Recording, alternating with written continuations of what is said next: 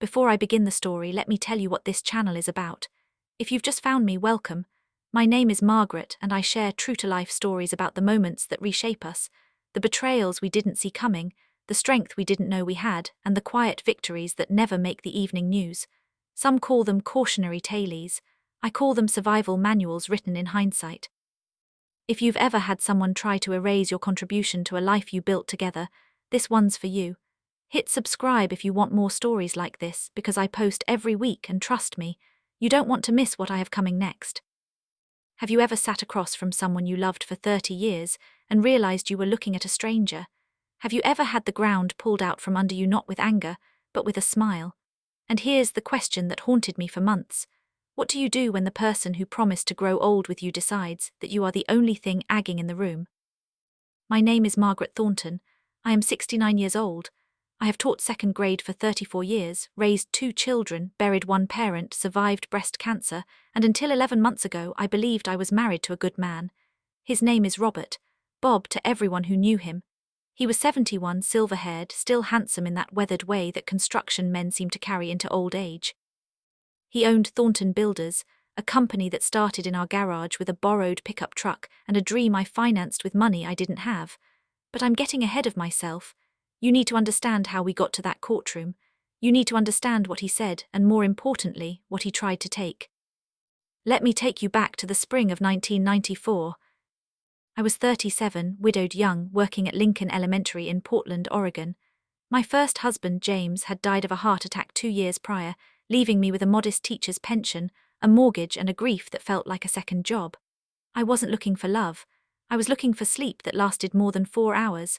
But a colleague dragged me to a charity auction for the school district, and there by the silent auction table stood Bob Thornton.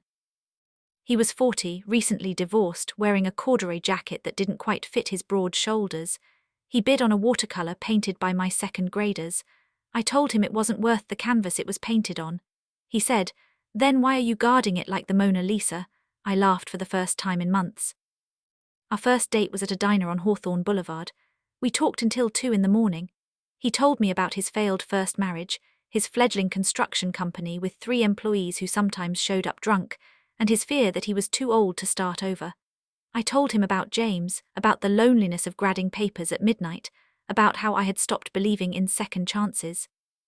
He reached across the table, this man I had just met, and said, "Margaret, I'm not asking for forever tonight, I'm just asking for next Saturday." That was enough, that was everything.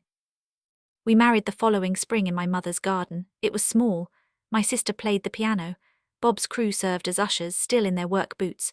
We had no money, I mean that literally. My savings account held $4,200. Bob's business account was overdrawn. Our honeymoon was a weekend at Cannon Beach in a rented cottage with a leaking roof. We made love under a quilt. My grandmother had sewn and talked about the future like it was a place we could visit if we just drove far enough. Those early years were hard. I won't romanticize them.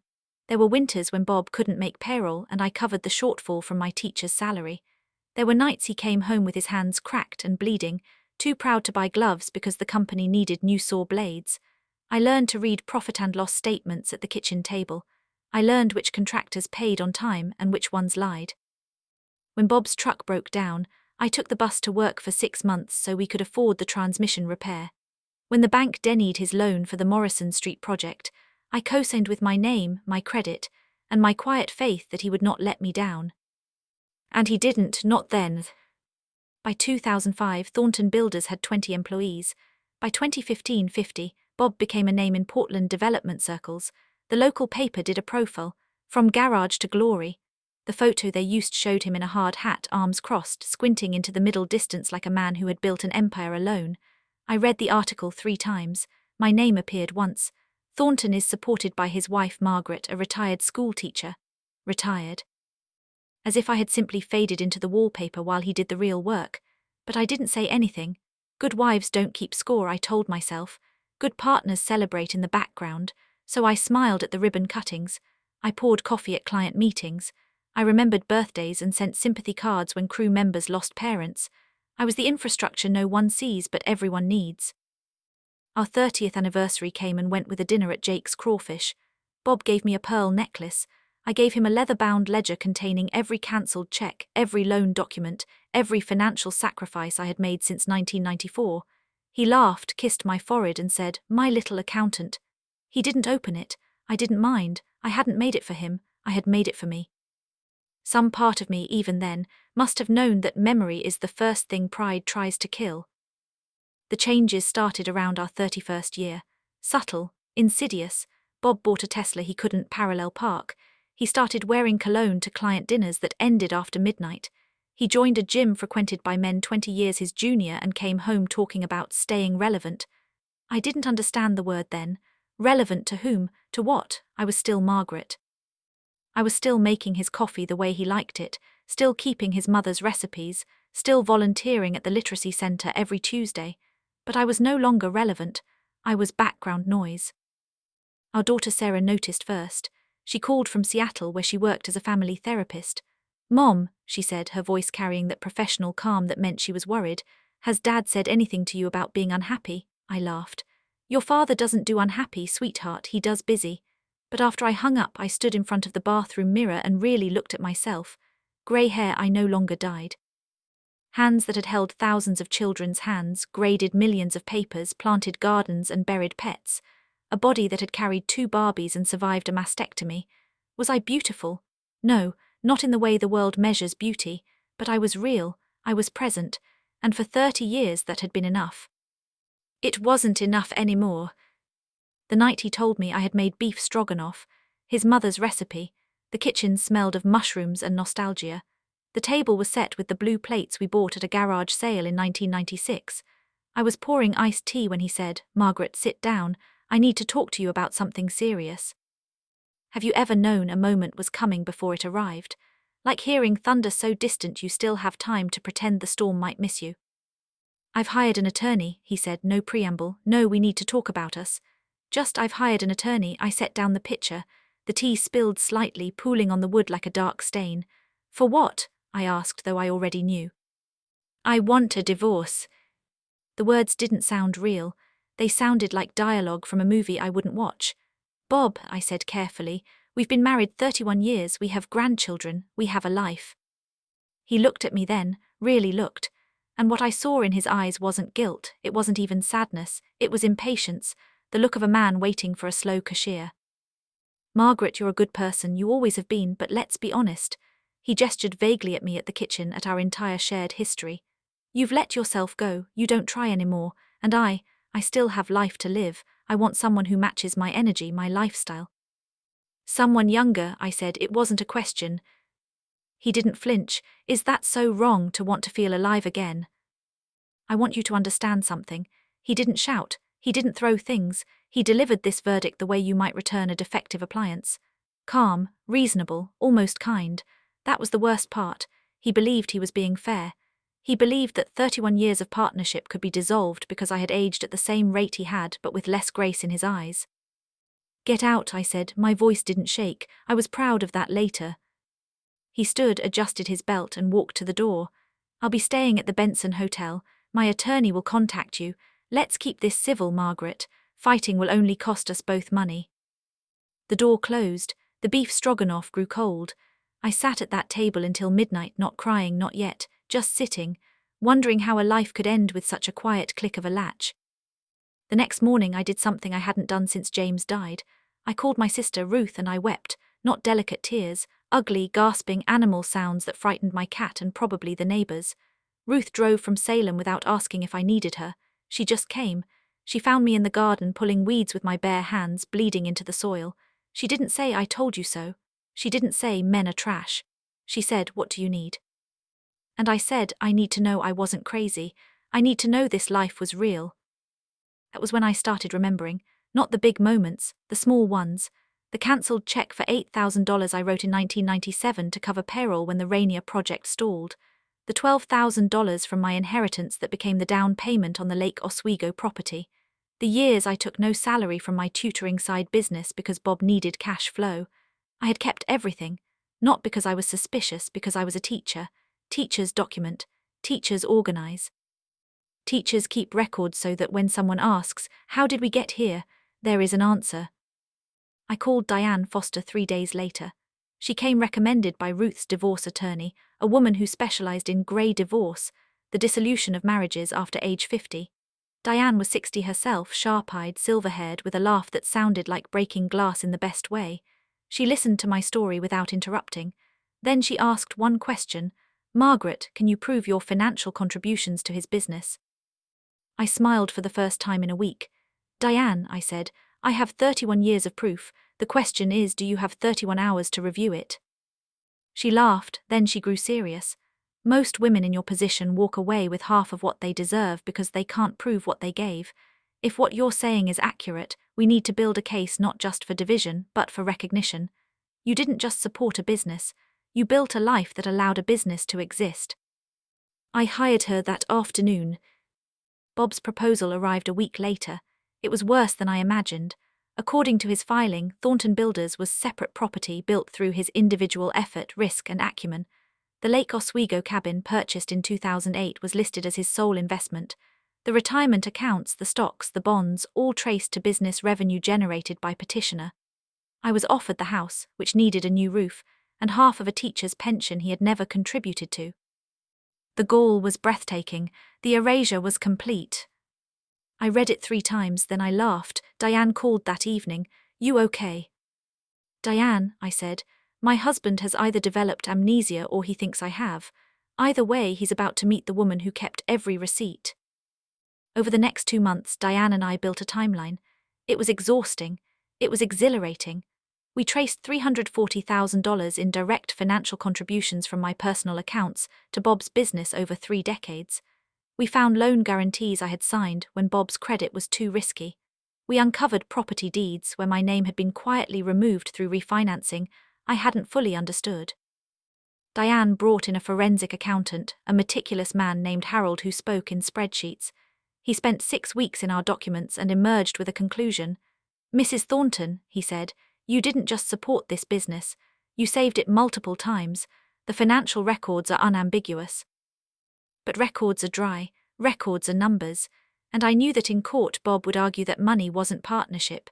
He would say I was a supportive wife, yes, but not a builder, not a partner. I needed something more. I needed his own words. I found them in the attic. It was a Tuesday in October, rain against the windows. I had been cleaning, not the frantic cleaning of grief, but the slow, archaeological cleaning of a woman preparing to leave a phase of her life. I found a box labeled Family Videos in Bob's handwriting, the letters slanted and familiar, a handwriting I had loved for 30 years. Inside were mini DV tapes, DVDs, old memory cards, decades of moments we had recorded and forgotten. I called my son David, who lived in Beaverton with his wife and our 2 grandchildren. "I need a DVD player," I said, "and I need your eyes." He came that evening, worried, protective. David had always been Bob's son, athletic, pragmatic, uncomfortable with emotion. But he was also kind. We made tea, we started watching. The first tape was Christmas 2004. The kids opening presents, Bob in a ridiculous Santa hat. Me in the background holding the camera, mostly, always the observer. The second was Sarah's high school graduation. The third was a company picnic, 2012. I almost skipped it. Company events bored me even when I attended them. But David pressed play. The video quality was poor, shaky, filmed by someone's teenage son. Thornton Builders' 20th anniversary. A rented pavilion at Laurelhurst Park. Bob at a podium, tanned, confident, holding a beer. I watched my younger self in the crowd, waving away the camera, embarrassed as always by attention. Then Bob began to speak. "I want to say something," he said, his voice carrying that easy authority he had when he believed he was among friends. "People ask me all the time how I built this company. They want to hear about hustle, about risk, about waking up at 4 in the morning. He paused, looked directly toward the camera, toward me. "But the truth is the smartest thing I ever did wasn't business, it was marrying Margaret." David stiffened beside me. "Most of you don't know this," Bob continued, "but in '97 we were 2 weeks from closing the doors. The Rainier project fell through. The bank called our loan, I was done. And Margaret, my wife, who was making $38,000 a year teaching second graders, wrote a check for $8,000 from her savings. Her savings. She said, build something worth keeping. If she hadn't believed in me, there is no Thornton Builders, there is no any of this." The crowd applauded. On screen I blushed and looked down. Bob raised his glass. "So here's to Margaret, the real architect of this family." David paused the video. The room was silent except for the rain. "Mom," he said slowly, "Dad said in his deposition that the business was entirely his, that you never contributed financially, that you didn't understand the company." "I know," I said. "He's lying." "I know." David looked at the screen, at his father frozen mid-toast, at the ghost of a man who had once been grateful. "What are you going to do?" I reached over and pressed play. "I'm going to let him tell the truth," I said, "one way or another." We found 2 more clips over the next 3 days. In a 2008 Thanksgiving video, Bob told Sarah, "Never marry a man who won't let you sign the checks. Your mother saved us more times than I can count." In a 2014 interview for a local business journal, filmed in our living room, he pointed to a framed photo of us at Cannon Beach and said, "That's where it started. She believed in me when I had nothing. That's not support, that's partnership." Diane wept when she saw them. Actual tears wiped away with the sleeve of her blazer.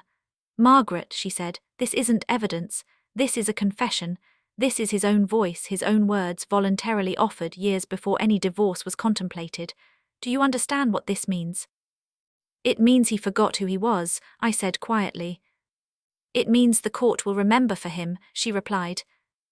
The hearing was scheduled for December 15th. I chose my wardrobe carefully. Not a power suit, not something new. I wore the navy blue dress I had worn to Sarah's wedding, the one Bob had once said made me look dignified. I wanted him to see that woman. I wanted the court to see her too. The Multnomah County Courthouse was cold, all marble and echoes.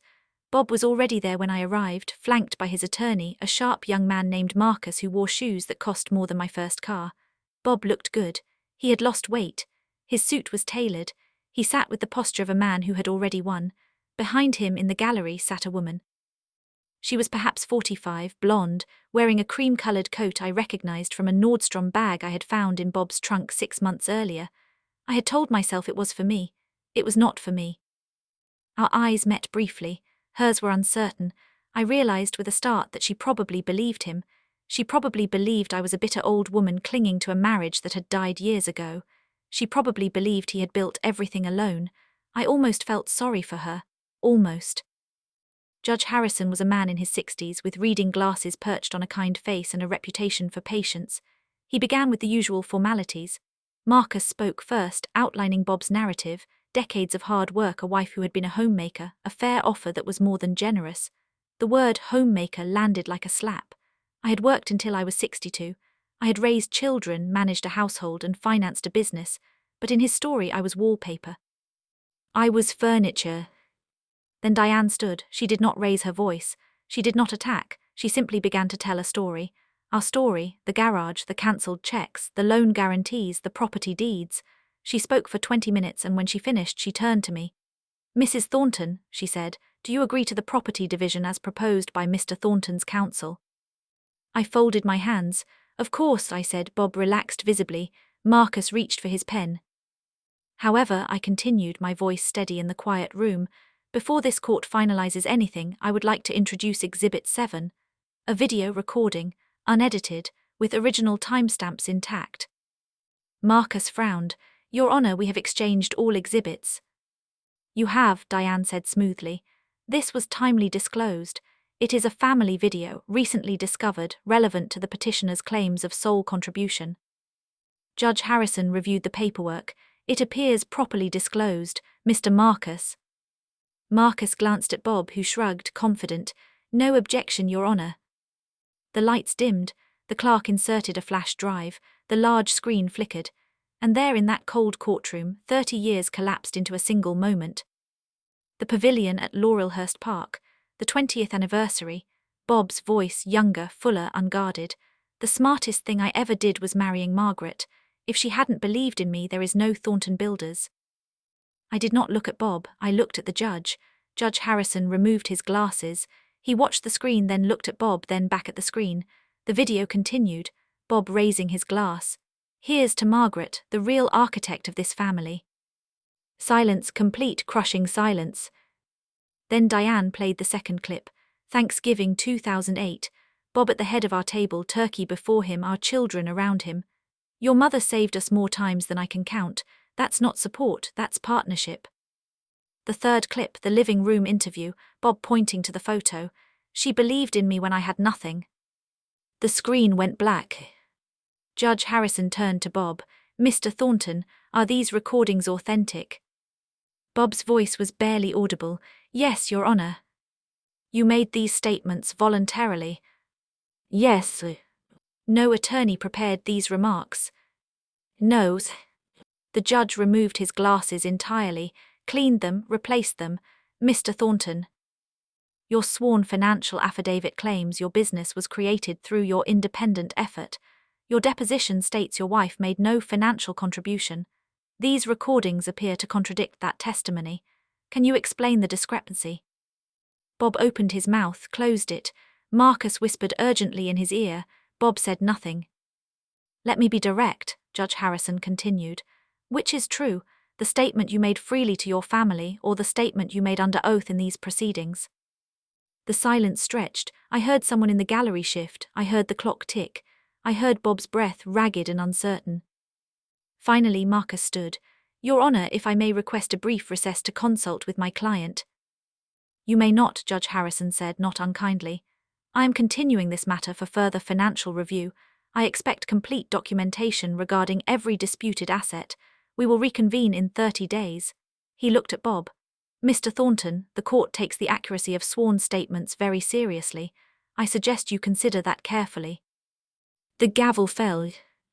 Bob did not look at me as we left. He stared straight ahead, his face the color of old ash.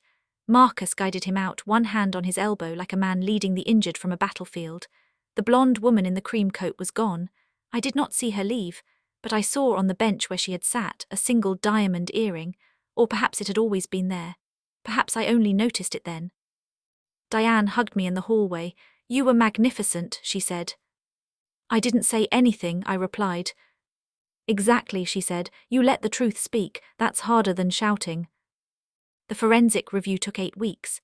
8 weeks of waiting, of Tuesday updates from Diane, of Thursday dinners with Sarah, of Saturday mornings at the literacy center where I read Charlotte's Web to children who didn't know what divorce was and didn't care. I refused to let Bob's choices become my identity. I was still Margaret. I was still a teacher, a mother, a grandmother, a woman who woke up every morning and chose to be useful. In February the report arrived. It confirmed everything, the direct contributions, the loan guarantees, the property purchases funded by my inheritance and savings, and something else, 2 offshore accounts Bob had failed to disclose containing $400,000 in untraceable business revenue. Diane was triumphant. I was tired. The final hearing was brief. Judge Harrison reviewed the forensic findings, the video evidence, the financial records. He ruled that the business would remain Bob's. He had no interest in destroying livelihoods, but its value would be fairly calculated, and I would receive my lawful share. The Lake Oswego property would be sold and proceeds divided. The undisclosed accounts would be penalized. My retirement would remain untouched. Bob would pay my legal fees. And the court would formally recognize my contributions, financial and non-financial, to the marriage and the business. When it was over, Judge Harrison looked at me. Mrs. Thornton, I hope this judgment allows you to move forward with peace. It does, Your Honor, I said, and I meant it. He turned to Bob. Mr. Thornton, the law measures dollars and cents, but a marriage, a real marriage, is built on thousands of unseen acts of faith. I encourage you to remember that, sir, I truly do. Outside, the winter air was sharp and clean. Sarah waited on the steps, wrapped in a red scarf, hopping from foot to foot against the cold. She ran to me, hugged me, held me like I had held her when she was small and the world was frightening. Mom, she whispered, how do you feel? I looked up at the courthouse, at the columns, at the grey Portland sky. I feel like myself again, I said. For the first time in a year, I feel like myself. David joined us carrying coffee, his eyes red. He had watched the second half from the gallery. I can't believe he lied, he said. I mean, I can believe it, but I can't believe he thought he'd get away with it. He believed his own story, I said. That's the danger of success, David. You start thinking you built the mountain and you forget the people who handed you the shovel. That spring, I moved to a smaller house in Selwood near the river. I planted a garden. I started a memoir writing class at the community center. I learned slowly to sleep through the night without waking to the ghost of Bob's breathing beside me. I learned to cook for one, though I usually cooked for two and gave half to my neighbor, a widow named Elena who told dirty jokes and grew tomatoes in whiskey barrels. Bob and I did not become friends. I want to be clear about that. This is not a story where the ex-husband realizes his mistake and everyone has Thanksgiving together. Life is not that tidy, but we became something more useful than enemies. We became civil. We became grandparents who could sit in the same room at our granddaughter's piano recital without causing a scene. We became people who said hello at David's birthday parties and meant it, if not warmly, then at least honestly. I saw him once about a year after the divorce at a hardware store on Powell Boulevard. He looked smaller. Not physically, though he had lost weight. He looked deflated, like a man who had finally realized that the youth he chased was not a destination but a mirage. We stood in the paint aisle, awkward, surrounded by colors with names like Tranquil Dawn and Wistful Beige. "You look well, Margaret," he said. "So do you, Bob." He hesitated. "I never said I was sorry, not properly." "I know. I am sorry, I mean, not for the divorce, that was probably inevitable, but for how I did it, for what I said, for trying to erase you." I looked at him then, really looked, and I saw the man I had married buried beneath the man he had become, buried beneath pride and fear and the desperate, pathetic need to feel young. "I forgave you a long time ago, Bob," I said. "Not for you, for me. Carrying anger is like drinking poison and waiting for the other person to die. I got tired of being thirsty."